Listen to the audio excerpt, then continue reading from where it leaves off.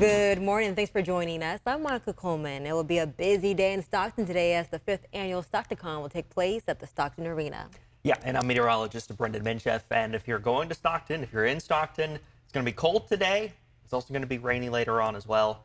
That's just the tip of the iceberg, though. I know you There's got a lot more to talk going about. on in the Weather Center. I saw you busy this morning. Yes, lots of things to talk about, including blizzard warnings, and we'll get to that in just a minute. Okay, we won't want to miss it, but first we start this morning with this. Take a look. Places where raindrops are more common, snowflakes made an appearance.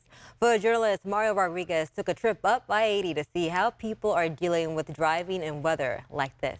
And Yosemite National Park will be closed through Wednesday because of the storm. Officials with the park say travel on all park roads are restricted to administrative staff only.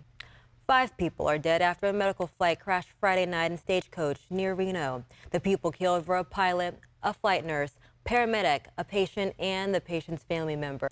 Multiple encampments along X Street are being swept after receiving notice to vacate by the City of Sacramento park rangers. ABC 10's Devin Truby was out at the cleanup and spoke to individuals about what it means to lose their place to stay, especially with this cold, wet weekend of weather. We reached out to the City of Sacramento Park Ranger Division and Department of Community Response, but have not yet heard back. A Roseville tattoo shop is raising money for a good cause. Wild Bill's Tattoo hosting a tattoo-a-thon to raise money for UC Davis Children's Hospital. ABC 10's Alicia Manchano has an inside look at their fundraising efforts.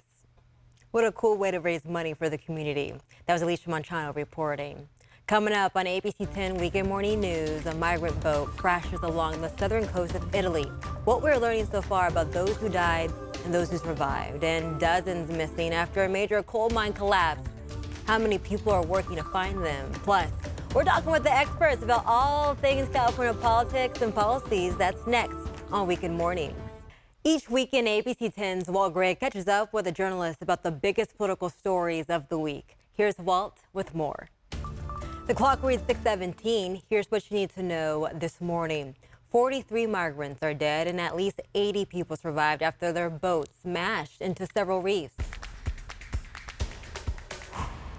Let's talk some sports. Our high school basketball section championships took center stage this weekend. ABC 10's Kevin John is standing by with a recap of all that action. Good morning. Welcome into your Sunday. I'm Monica Coleman. If you keep an eye on the time, it's 6:32. Brendan, you've been tracking thunder, blizzards. What can we expect going into work week? All of those things. Brendan, thank you. Millions of people are under weather advisories and warnings beyond our area this morning. ABC's Phil Lipoff gives us a look at how these winter storms are causing havoc here in California and across the country. It's no secret the downtown core of California's capital city is struggling. COVID-19 prompted an exodus of workers from which it hasn't recovered. Homelessness is impacting businesses and people who live there. Local leaders tell us things are looking up. The remaining question is, are the people who are trying to make a living in downtown Sacramento feeling as optimistic? That was ABC 10's Becca Habegger reporting. Mayor Darrell Steinberg calls this a redefining moment for downtown Sacramento, not just restoring it to pre-pandemic levels, but making it even better. For example, he says plans call for more focus on new residential spaces and entertainment, not just foot traffic from workers. In the Runner Report this morning, there's a new plan here in California to stop young people from smoking by phasing out the sale of tobacco. A new state bill would prevent anyone born after 2006 from buying tobacco products. Political reporter Morgan Reiner explains how this all would work.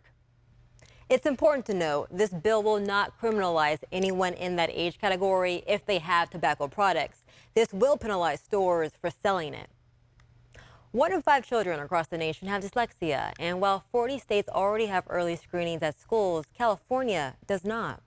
California is one of a few states that does not require high school students to be taught computer science. The time is 6:49. Let's verify. Disney is celebrating its 100th anniversary this year, but is the home of Mickey Mouse considering a new mascot? I don't know about that. Brady Lewis from our National Verified team looks into this viral claim.